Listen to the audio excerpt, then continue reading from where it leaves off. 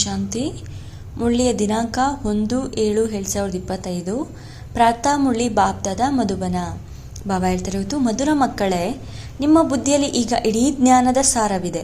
ಆದ್ದರಿಂದ ನಿಮಗೆ ಚಿತ್ರಗಳ ಅವಶ್ಯಕತೆಯೂ ಇಲ್ಲ. ನೀವು ತಂದೆಯನ್ನು ನೆನಪು ಮಾಡಿ ಮತ್ತು ಅನ್ಯರಿಂದಲೂ ಮಾಡಿಸಿ. ಪ್ರಶ್ನೆ: ಅಂತಿಮ ಸಮಯದಲ್ಲಿ ನೀವು ಮಕ್ಕಳ ಬುದ್ಧಿಯಲ್ಲಿ ಯಾವ ಜ್ಞಾನವಿರುವುದು? ಉತ್ತರ: ಆ ಸಮಯದಲ್ಲಿ ಇದೇ ಬುದ್ಧಿಯಲ್ಲಿರುತ್ತದೆ. ನಾವೀಗ ಹಿಂತಿರುಗಿ ಮನೆಗೆ ಹೋಗುತ್ತೇವೆ ಮತ್ತೆ ಅಲ್ಲಿಂದ ಚಕ್ರದಲ್ಲಿ ಬರುತ್ತೇವೆ. ನಿಧಾನವಾಗಿ ಏಣಿಯನ್ನು ಇಳಿಯುತ್ತೇವೆ. ನಂತರ ಮತ್ತೆ ಏರುವ ಕಲೆಯಲ್ಲಿ ಕರೆದುಕೊಂಡು ಹೋಗಲು ತಂದೆಯು ಬರುತ್ತಾರೆ. ನೀವೀಗ ತಿಳಿದುಕೊಂಡಿದ್ದೀರಿ, ಮೊದಲು ನಾವು ಸೂರ್ಯವಂಶೀಯರಾಗಿದ್ದೆವು, ನಂತರ ಚಂದ್ರವಂಶೀಯರಾದೆವು. ಇದರಲ್ಲಿ ಚಿತ್ರಗಳ ಅವಶ್ಯಕತೆ ಇಲ್ಲ. ಓಂ ಶಾಂತಿ. ಮಕ್ಕಳು ಆತ್ಮಾಭಿಮಾನಿಯಾಗಿ ಕುಳಿತಿದ್ದೀರಾ? 84 ಜನ್ಮಗಳ ಚಕ್ರದ ಜ್ಞಾನವು ಬುದ್ಧಿಯಲ್ಲಿದೆ, ಅರ್ಥಾತ್ ತಮ್ಮ ವಿಭಿನ್ನ ಜನ್ಮಗಳ ಜ್ಞಾನವಿದೆ. ವಿರಾಟ ರೂಪದ ಚಿತ್ರವಿದೆಯಲ್ಲವೇ? ಹೇಗೆ ನಾವು 84 ಜನ್ಮಗಳನ್ನು ತೆಗೆದುಕೊಳ್ಳುತ್ತೇವೆ? ಮೂಲವತನದಿಂದ ಮೊಟ್ಟಮೊದಲು ದೇವಿ ದೇವತಾ ಧರ್ಮದಲ್ಲಿ ಬರುತ್ತೇವೆ ಎಂಬುದರ ಜ್ಞಾನವೂ ಸಹ ನಿಮ್ಮಲ್ಲಿದೆ. ಇದರಲ್ಲಿ ಚಿತ್ರದ ಯಾವುದೇ ಅವಶ್ಯಕತೆ ಇಲ್ಲ. ನಾವು ಯಾವುದೇ ಚಿತ್ರವನ್ನು ನೆನಪು ಮಾಡಬೇಕಾಗಿಲ್ಲ. ಅಂತಿಮದಲ್ಲಿ ಕೇವಲ ಇದೇ ನೆನಪಿರುವುದು, ನಾವು ಆತ್ಮರಾಗಿದ್ದೆವು, ಮೂಲವತನದ ನಿವಾಸಿಗಳಾಗಿದ್ದೇವೆ. ಇಲ್ಲಿ ನಿಮ್ಮ ಪಾತ್ರವಿದೆ, ಇದನ್ನು ಮರೆಯಬಾರದು. ಇವು ಮನುಷ್ಯ ಸೃಷ್ಟಿಚಕ್ರದ ಮಾತುಗಳೇ ಆಗಿವೆ ಮತ್ತು ಬಹಳ ಸರಳವಾಗಿದೆ. ಇದರಲ್ಲಿ ಚಿತ್ರಗಳ ಅವಶ್ಯಕತೆಯೇ ಇಲ್ಲ, ಏಕೆಂದರೆ ಈ ಚಿತ್ರಗಳೆಲ್ಲವೂ ಭಕ್ತಿ ಮಾರ್ಗದ ವಸ್ತುಗಳಾಗಿವೆ. ಜ್ಞಾನ ಮಾರ್ಗದಲ್ಲಂತೂ ವಿದ್ಯೆ ಇದೆ. ವಿದ್ಯಾಭ್ಯಾಸದಲ್ಲಿ ಚಿತ್ರಗಳ ಅವಶ್ಯಕತೆ ಇಲ್ಲ. ಈ ಚಿತ್ರಗಳನ್ನು ಕೇವಲ ತಿದ್ದುಪಡಿ ಮಾಡಲಾಗಿದೆ. ಹೀಗೆ ಗೀತೆಯ ಭಗವಂತನು ಕೃಷ್ಣನೆಂದು ಹೇಳುತ್ತಾರೆ, ಶಿವನೆಂದು ನಾವು ಹೇಳುತ್ತೇವೆ. ಇದೂ ಸಹ ಬುದ್ಧಿಯಿಂದ ತಿಳಿದುಕೊಳ್ಳುವ ಮಾತುಗಳಾಗಿವೆ. ಬುದ್ಧಿಯಲ್ಲಿ ಈ ಜ್ಞಾನವಿರುತ್ತದೆ. ನಾವು 84 ಜನ್ಮಗಳ ಚಕ್ರವನ್ನು ಸುತ್ತಿದ್ದೇವೆ. ನಾವೇ ಪವಿತ್ರರಾಗಬೇಕಾಗಿದೆ. ಪವಿತ್ರರಾಗಿ ನಂತರ ಹೊಸದಾಗಿ ಚಕ್ರವನ್ನು ಸುತ್ತಲಾರಂಭಿಸುತ್ತೇವೆ. ಇದು ಜ್ಞಾನದ ಸಾರವಾಗಿದೆ. ಇದನ್ನು ಬುದ್ಧಿಯಲ್ಲಿಡಬೇಕಾಗಿದೆ. ಹೇಗೆ ತಂದೆಯ ಬುದ್ಧಿಯಲ್ಲಿ ವಿಶ್ವದ ಚರಿತ್ರೆ, ಭೂಗೋಳ ಹಾಗೂ 84 ಜನ್ಮಗಳ ಚಕ್ರವು ಹೇಗೆ ಸುತ್ತುತ್ತದೆ ಎಂಬುದೆಲ್ಲವೂ ಇದೆಯೋ, ಹಾಗೆಯೇ ನಿಮ್ಮ ಬುದ್ಧಿಯಲ್ಲಿಯೂ ಇದೆ. ಮೊದಲು ನೀವು ಸೂರ್ಯವಂಶೀಯರು, ನಂತರ ಚಂದ್ರವಂಶೀಯರಾಗುತ್ತೀರಿ. ಚಿತ್ರಗಳ ಅವಶ್ಯಕತೆ ಇಲ್ಲ. ಕೇವಲ ಮನುಷ್ಯರಿಗೆ ತಿಳಿಸುವುದಕ್ಕಾಗಿ ಚಿತ್ರಗಳನ್ನು ರಚಿಸಿದ್ದಾರೆ. ಜ್ಞಾನ ಮಾರ್ಗದಲ್ಲಂತೂ ತಂದೆಯು ಇಷ್ಟನ್ನೇ ತಿಳಿಸುತ್ತಾರೆ, ಮನ್ಮನ ಭವ. ಹೇಗೆ ಈ ಚತುರ್ಭುಜನ ಚಿತ್ರವಿದೆ, ರಾವಣನ ಚಿತ್ರವಿದೆ. ಇವೆಲ್ಲವನ್ನು ಅನ್ಯರಿಗೆ ತಿಳಿಸಿಕೊಡುವುದಕ್ಕಾಗಿ ತೋರಿಸಬೇಕಾಗುತ್ತದೆ. ನಿಮ್ಮ ಬುದ್ಧಿಯಲ್ಲಂತೂ ಯಥಾರ್ಥ ಜ್ಞಾನವಿದೆ. ಚಿತ್ರಗಳಲ್ಲಿದೆಯೋ ನೀವು ತಿಳಿಸಬಹುದು. ನಿಮ್ಮ ಬುದ್ಧಿಯಲ್ಲಿ 84 ಜನ್ಮಗಳ ಚಕ್ರವಿದೆ. ಚಿತ್ರಗಳ ಮೂಲಕ ಕೇವಲ ಸಹಜ ಮಾಡಿ ತಿಳಿಸಲಾಗುತ್ತದೆ. ಆದ್ದರಿಂದ ಇವುಗಳ ಅವಶ್ಯಕತೆ ಇಲ್ಲ. ಏಕೆಂದರೆ ಮೊದಲು ನಾವು ಸೂರ್ಯವಂಶಿ ಮನೆತನದವರಾಗಿದ್ದೆವು, ನಂತರ ಚಂದ್ರವಂಶಿ ಮನೆತನದವರ ಆದೆವು. ಅಲ್ಲಿ ಬಹಳ ಸುಖವಿರುತ್ತದೆ. ಯಾವುದನ್ನು ಸ್ವರ್ಗ ಎಂದು ಹೇಳಲಾಗುತ್ತದೆ.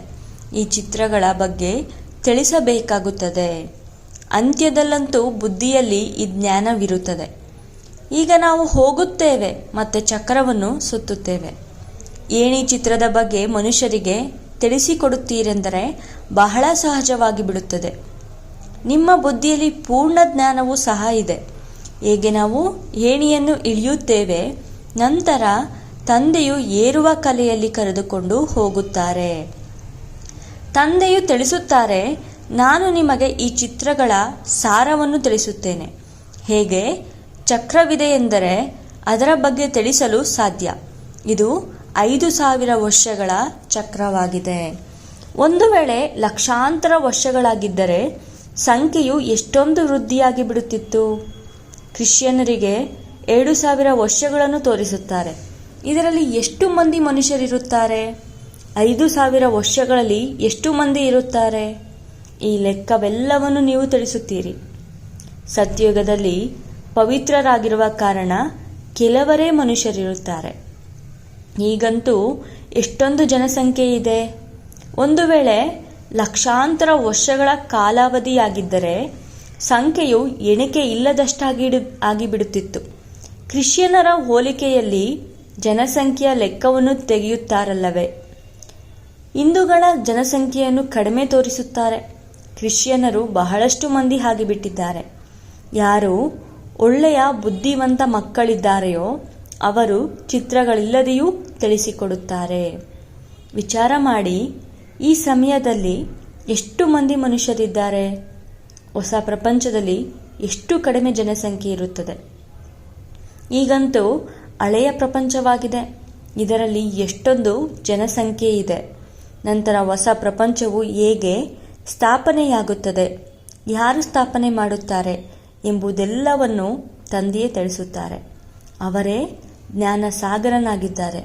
ನೀವು ಮಕ್ಕಳು ಕೇವಲ ಈ 84 ಜನ್ಮಗಳ ಚಕ್ರವನ್ನೇ ಬುದ್ಧಿಯಲ್ಲಿಟ್ಟುಕೊಳ್ಳಬೇಕಾಗಿದೆ. ನಾವೀಗ ನರಕದಿಂದ ಸ್ವರ್ಗದಲ್ಲಿ ಹೋಗುತ್ತೇವೆಂದರೆ ಆಂತರಿಕವಾಗಿ ಖುಷಿ ಇರಬೇಕಲ್ಲವೇ? ಸತ್ಯಯುಗದಲ್ಲಿ ದುಃಖದ ಮಾತೇ ಇರುವುದಿಲ್ಲ. ಯಾವುದೇ ವಸ್ತುವಿನ ಪ್ರಾಪ್ತಿಗಾಗಿ ಪುರುಷಾರ್ಥ ಮಾಡಲು ಅಂತಹ ಅಪ್ರಾಪ್ತ ವಸ್ತು ಯಾವುದೂ ಇರುವುದಿಲ್ಲ. ಇಲ್ಲಂತೂ ಈ ಯಂತ್ರವೂ ಬೇಕು, ಇದು ಬೇಕು ಎಂದು ಪುರುಷಾರ್ಥ ಮಾಡಬೇಕಾಗುತ್ತದೆ. ಆದರೆ ಅಲ್ಲಿ ಎಲ್ಲ ಪ್ರಕಾರದ ಸುಖವಿರುತ್ತದೆ. ಹೇಗೆ ಯಾವುದೇ ಮಹಾರಾಜನಿರುತ್ತಾನೆಂದರೆ ಅವನ ಬಳಿ ಎಲ್ಲ ಪ್ರಕಾರದಲ್ಲಿಯೂ ಸುಖವಿರುತ್ತದೆ. ಬಡವರ ಬಳಿ ಎಲ್ಲ ಸುಖವಿರುವುದಿಲ್ಲ. ಆದರೆ ಇದಂತೂ ಕಲಿಯುಗವಾಗಿದೆ. ಆದ್ದರಿಂದ ಈ ರೋಗ ಇತ್ಯಾದಿಗಳು ಇವೆ. ನೀವೀಗ ಹೊಸ ಪ್ರಪಂಚದಲ್ಲಿ ಹೋಗುವುದಕ್ಕಾಗಿ ಪುರುಷಾರ್ಥ ಮಾಡುತ್ತೀರಿ. ಸ್ವರ್ಗ ನರಕ ಇಲ್ಲಿಯೇ ಆಗುತ್ತದೆ. ಈ ಸೂಕ್ಷ್ಮವತನದ ಯಾವ ಆಟಪಾಠಗಳಿವೆಯೋ ಇದು ಸಮಯವನ್ನು ಕಳೆಯುವುದಕ್ಕಾಗಿ ಇದೆ. ಕರ್ಮಾತೀತ ಸ್ಥಿತಿಯಾಗುವವರೆಗೆ ಸಮಯವನ್ನು ವ್ಯತೀತ ಮಾಡಲು ಇವೆಲ್ಲ ಆಟಪಾಠಗಳಿವೆ. ಕರ್ಮಾತೀತ ಸ್ಥಿತಿಯು ಬಂದು ಬಿಟ್ಟಿತೆಂದರೆ ಕೇವಲ ಇದೇ ನೆನಪಿರುವುದು. ನನ್ನ ಆತ್ಮನು ಈಗ 84 ಜನ್ಮಗಳನ್ನು ಪೂರ್ಣ ಮಾಡಿದೆನು. ನಾವೀಗ ಮನೆಗೆ ಹೋಗುತ್ತೇವೆ. ನಂತರ ಸತೋಪ್ರಧಾನ ಪ್ರಪಂಚದಲ್ಲಿ ಸತೋಪ್ರಧಾನ ಪಾತ್ರವನ್ನು ಅಭಿನಯಿಸುತ್ತೇವೆ. ಈ ಜ್ಞಾನವನ್ನು ಬುದ್ಧಿಯಲ್ಲಿಟ್ಟುಕೊಳ್ಳುತ್ತೀರಿ ಅಂದ ಮೇಲೆ ಇದರಲ್ಲಿ ಚಿತ್ರಗಳ ಅವಶ್ಯಕತೆ ಇರುವುದಿಲ್ಲ. ಹೇಗೆ ವಕೀಲರು ಎಷ್ಟೊಂದು ಓದುತ್ತಾರೆ. ವಕೀಲರಾಗಿ ಬಿಟ್ಟ ಮೇಲೆ ಯಾವುದನ್ನು ಓದಿದರೋ ಅದು ಸಮಾಪ್ತಿಯಾಗುವುದು. ಪ್ರಾರಬ್ಧ ಫಲಿತಾಂಶವು ಬರುವುದು. ನೀವು ಸಹ ಓದಿ ನಂತರ ಹೋಗಿ ರಾಜ್ಯಭಾರ ಮಾಡುತ್ತೀರಿ.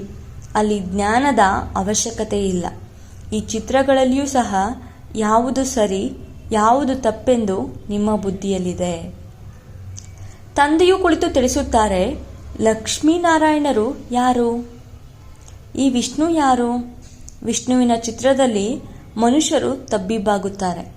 ಅರ್ಥವನ್ನು ತಿಳಿದುಕೊಳ್ಳದೆ ಪೂಜೆ ಮಾಡುವುದು ವ್ಯರ್ಥವಾಗಿ ಬಿಡುತ್ತದೆ. ಏನನ್ನು ತಿಳಿದುಕೊಂಡಿಲ್ಲ.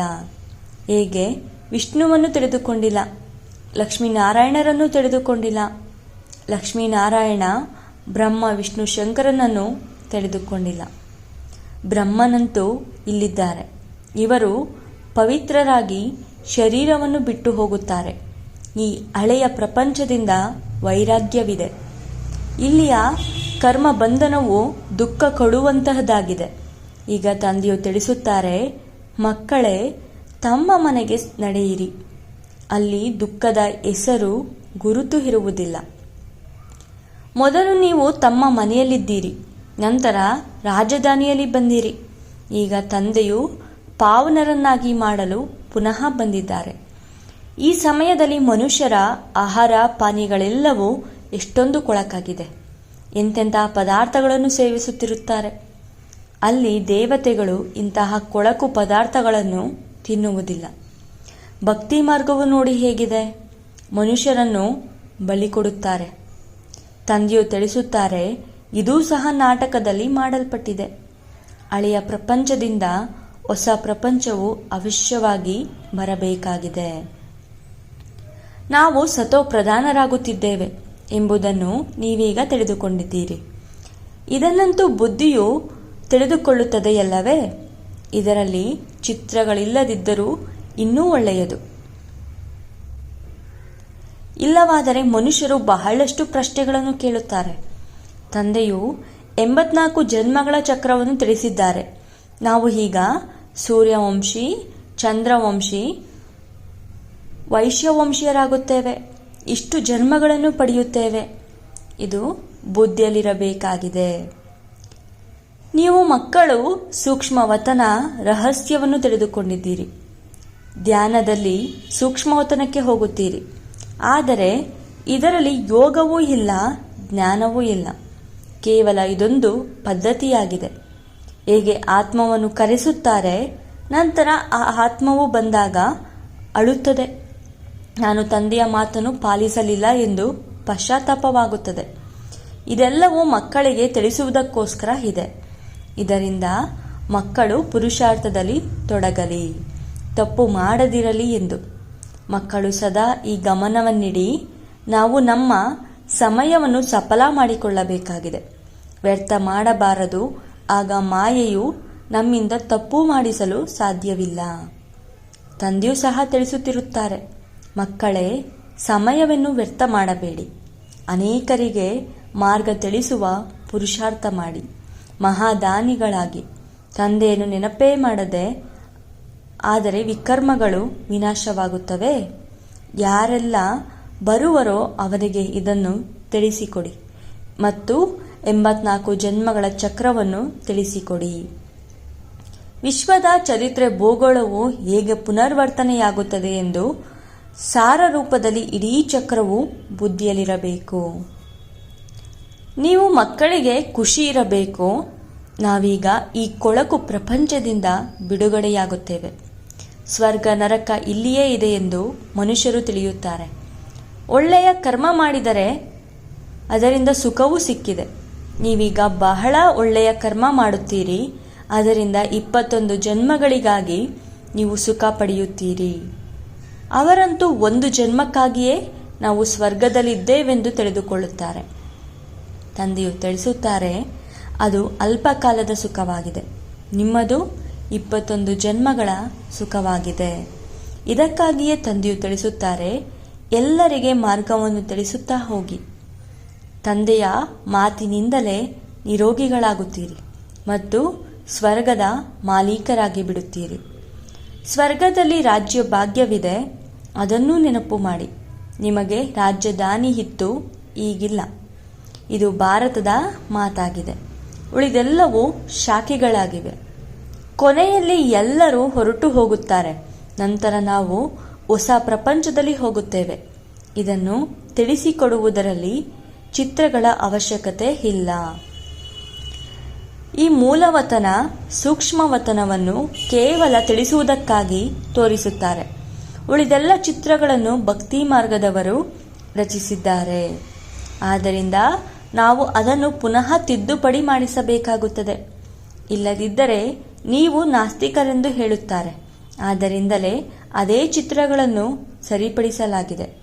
ಬ್ರಹ್ಮನ ಮೂಲಕ ಸ್ಥಾಪನೆ, ಶಂಕರನ ಮೂಲಕ ವಿನಾಶ.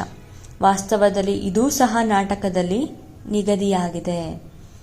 ಯಾರೇನೂ ಮಾಡುವುದಿಲ್ಲ. ವಿಜ್ಞಾನಿಗಳು ಸಹ ತಮ್ಮ ಬುದ್ಧಿಶಕ್ತಿಯಿಂದ ಇವೆಲ್ಲವನ್ನು ತಯಾರಿಸುತ್ತಾರೆ. ಬಾಂಬುಗಳನ್ನು ತಯಾರು ಮಾಡಬೇಡಿ ಎಂದು ಯಾರು ಎಷ್ಟಾದರೂ ಹೇಳಲಿ, ಆದರೆ ಯಾರ ಬಳಿ ಬಹಳಷ್ಟಿದೆಯೋ ಅದನ್ನು ಸಮುದ್ರದಲ್ಲಿ ಹಾಕಿದಾಗ ಅನ್ಯರು ತಯಾರು ಮಾಡುವುದಿಲ್ಲ. ಅವರು ಇಟ್ಟುಕೊಂಡಿದ್ದಾರೆ, ಅವಶ್ಯವಾಗಿ ಅನ್ಯರು ತಯಾರು ಮಾಡುತ್ತಾರೆ. ಈಗ ನೀವು ಮಕ್ಕಳಿಗೆ ತಿಳಿದಿದೆ, ಸೃಷ್ಟಿಯ ವಿನಾಶವಂತೂ ಅವಶ್ಯವಾಗಿ ಆಗಲೇಬೇಕಾಗಿದೆ. ಯುದ್ಧವೂ ಆಗುವುದಿದೆ. ವಿನಾಶವಾದ ನಂತರ ನೀವು ತಮ್ಮ ರಾಜ್ಯವನ್ನು ಪಡೆಯುತ್ತೀರಿ. ಈಗ ತಂದೆಯು ತಿಳಿಸುತ್ತಾರೆ, ಮಕ್ಕಳೇ, ಎಲ್ಲರ ಕಲ್ಯಾಣಕಾರಿಗಳಾಗಿ. ಮಕ್ಕಳು ತಮ್ಮ ಶ್ರೇಷ್ಠ ಅದೃಷ್ಟವನ್ನು ರೂಪಿಸಿಕೊಳ್ಳಲು ತಂದೆಯು ಶ್ರೀಮತ ಕೊಡುತ್ತಾರೆ. ಮಧುರ ಮಕ್ಕಳೇ, ತಮ್ಮ ಸರ್ವಸ್ವವನ್ನು ಮಾಲೀಕನ ಹೆಸರಿನಲ್ಲಿ ಸಫಲ ಮಾಡಿಕೊಳ್ಳಿ. ಅಂತಿಮದಲ್ಲಿ ಕೆಲವರದು ಮಣ್ಣು ಪಾಲಾಗುವುದು, ಕೆಲವರದು ರಾಜರು ತಿನ್ನುವರು. ಮಾಲೀಕನು ಅಂದರೆ ತಂದೆ ಸ್ವಯಂ ತಿಳಿಸುವರು, ಮಕ್ಕಳೇ, ಇದರಲ್ಲಿ ಖರ್ಚು ಮಾಡಿ ಆತ್ಮಿಕ ಆಸ್ಪತ್ರೆಯನ್ನು ತೆರೆಯಿರಿ. ಇದರಿಂದ ಅನೇಕರ ಕಲ್ಯಾಣವಾಗುವುದು.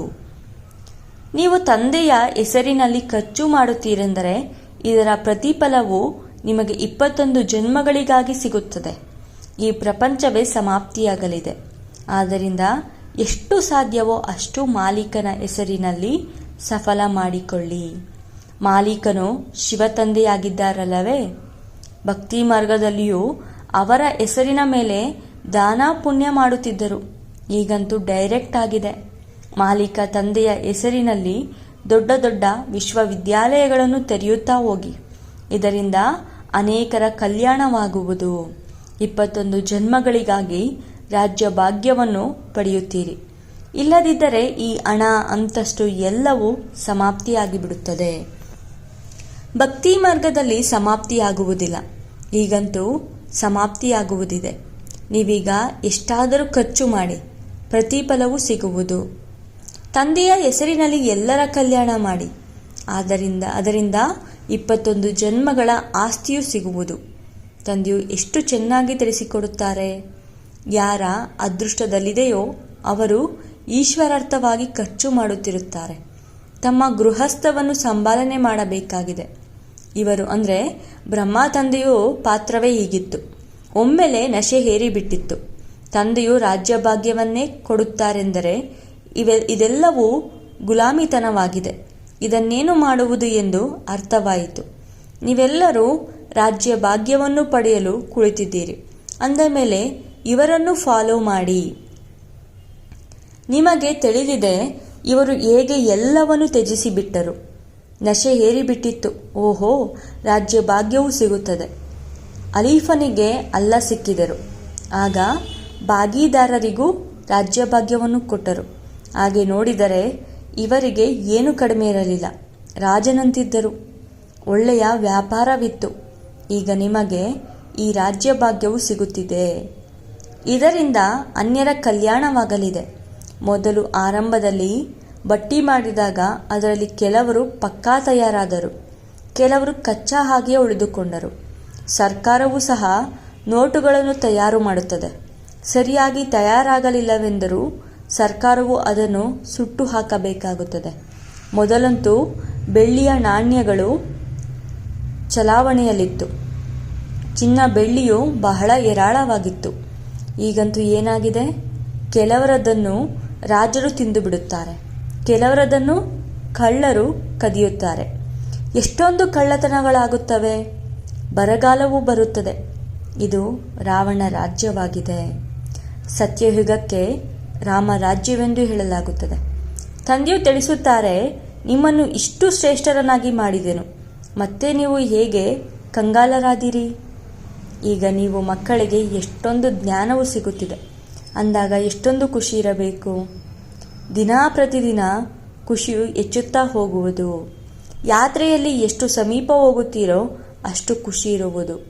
ನಿಮಗೆ ತಿಳಿದಿದೆ, ಶಾಂತಿಧಾಮ ಸುಖಧಾಮವು ಸನ್ಮುಖದಲ್ಲಿ ನಿಂತಿದೆ. ವೈಕುಂಠದ ವೃಕ್ಷವು ಕಂಡುಬರುತ್ತಿದೆ. ಈಗ ನಾವು ಹೋದೆವೆಂದರೆ ಹೋದೆವು. ಒಳ್ಳೆಯದು. ಮಧುರಾತಿ ಮಧುರ ಅಗಲಿ ಮರಳಿ ಸಿಕ್ಕಿರುವ ಮಕ್ಕಳ ಪ್ರತಿ ಮಾತಾಪಿತಾ ಬಾಬ್ದಾದರವರ ನೆನಪು, ಪ್ರೀತಿ ಹಾಗೂ ಸುಪ್ರಭಾತ. ಆತ್ಮೀಯ ಮಕ್ಕಳಿಗೆ ಆತ್ಮೀಯ ತಂದೆಯ ನಮಸ್ತೆ. ಆತ್ಮೀಯ ಬಾಬ್ದಾದರವರಿಗೆ ಆತ್ಮೀಯ ಮಕ್ಕಳ ನೆನಪು, ಪ್ರೀತಿ ಹಾಗೂ ನಮಸ್ತೆ ನಮಸ್ತೆ ನಮಸ್ತೆ. ಧಾರಣೆಗಾಗಿ ಮುಖ್ಯ ಸಾರ. ಫಸ್ಟ್ನೇ ಪಾಯಿಂಟು, ತಮ್ಮ ಸಮಯವನ್ನು ಸಫಲ ಮಾಡಿಕೊಳ್ಳಲು ಗಮನವನ್ನಿಡಬೇಕಾಗಿದೆ. ಮಾಯೆಯು ತಪ್ಪು ಮಾಡಿಸದಿರಲಿ. ಇದಕ್ಕಾಗಿ ಮಹಾದಾನಿಗಳಾಗಿ ಅನೇಕರಿಗೆ ಮಾರ್ಗ ತಿಳಿಸುವುದರಲ್ಲಿ ತತ್ಪರರಾಗಿರಬೇಕಾಗಿದೆ. ಎರಡನೇ ಪಾಯಿಂಟು, ತಮ್ಮ ಶ್ರೇಷ್ಠ ಅದೃಷ್ಟವನ್ನು ರೂಪಿಸಿಕೊಳ್ಳಲು ದಣಿಯ ಹೆಸರಿನಲ್ಲಿ ಎಲ್ಲವನ್ನು ಸಫಲ ಮಾಡಿಕೊಳ್ಳಬೇಕಾಗಿದೆ. ಈಶ್ವರ್ಯ ವಿಶ್ವವಿದ್ಯಾಲಯವನ್ನು ತೆರೆಯಬೇಕು. ತಮ್ಮ ಶ್ರೇಷ್ಠ ಅದೃಷ್ಟವನ್ನು ರೂಪಿಸಿಕೊಳ್ಳಲು ದಣಿಯ ಹೆಸರಿನಲ್ಲಿ ಎಲ್ಲವನ್ನು ಸಫಲ ಮಾಡಿಕೊಳ್ಳಬೇಕು. ದಣಿ ಅಂದರೆ ಈಗ ತಂದೆ, ಶಿವ ತಂದೆ ಆಗಿದ್ದಾರೆ. ಈಶ್ವರಿಯ ವಿಶ್ವವಿದ್ಯಾಲಯವನ್ನು ತೆರೆಯಬೇಕು. ವರದಾನ: ಸರ್ವಶ್ರೇಷ್ಠ ತಂದೆಯನ್ನು ಪ್ರತ್ಯಕ್ಷಗೊಳಿಸುವ ಶುಭ ಮತ್ತು ಶ್ರೇಷ್ಠ ಕರ್ಮಧಾರಿ ಭವ. ಸರ್ವಶ್ರೇಷ್ಠ ತಂದೆಯನ್ನು ಪ್ರತ್ಯಕ್ಷಗೊಳಿಸುವ ಶುಭ ಮತ್ತು ಶ್ರೇಷ್ಠ ಕರ್ಮಧಾರಿ ಭವ. ವಿವರಣೆ: ಹೇಗೆ ಬಲಭುಜದಿಂದ ಸದಾ ಶುಭ ಮತ್ತು ಶ್ರೇಷ್ಠ ಕರ್ಮವನ್ನು ಮಾಡುತ್ತಾರೆ, ಹಾಗೆಯೇ ತಾವು ಬಲಭುಜಧಾರಿ ಮಕ್ಕಳು ಸದಾ ಶುಭ ಮತ್ತು ಶ್ರೇಷ್ಠ ಕರ್ಮಧಾರಿ ಆಗಿರಿ. ತಮ್ಮ ಪ್ರತಿ ಕರ್ಮವು ಶ್ರೇಷ್ಠಾತಿಶ್ರೇಷ್ಠ ತಂದೆಯನ್ನು ಪ್ರತ್ಯಕ್ಷ ಮಾಡುವಂಥದ್ದಾಗಿರಲಿ, ಏಕೆಂದರೆ ಕರ್ಮವೇ ಸಂಕಲ್ಪ ಅಥವಾ ಮಾತನ್ನು ಪ್ರತ್ಯಕ್ಷ ಪ್ರಮಾಣ ರೂಪದಲ್ಲಿ ಸ್ಪಷ್ಟಪಡಿಸುವಂಥದ್ದಾಗಿದೆ. ಕರ್ಮವನ್ನು ಎಲ್ಲರೂ ನೋಡಬಹುದು, ಕರ್ಮದ ಮೂಲಕ ಅನುಭವ ಮಾಡಬಹುದು. ಆದ್ದರಿಂದ ಬಲೆ ಆತ್ಮಿಕ ದೃಷ್ಟಿಯ ಮೂಲಕ, ಬಲೆ ತಮ್ಮ ಖುಷಿಯ ಆತ್ಮೀಯತೆಯ ಚಹರೆಯ ಮೂಲಕ ತಂದೆಯನ್ನು ಪ್ರತ್ಯಕ್ಷಗೊಳಿಸಿರಿ. ಇದೂ ಸಹ ಕರ್ಮವೇ ಆಗಿದೆ. ಸ್ಲೋಗನ್: ಆತ್ಮೀಯತೆಯ ಅರ್ಥವಾಗಿದೆ ನಯನಗಳಲ್ಲಿ ಪವಿತ್ರತೆಯ ಹೊಳಪು ಮತ್ತು ಮುಖದಲ್ಲಿ ಪವಿತ್ರತೆಯ ಮುಗುಳ್ನಗೆ ಇರಲಿ. ಓಂ ಶಾಂತಿ.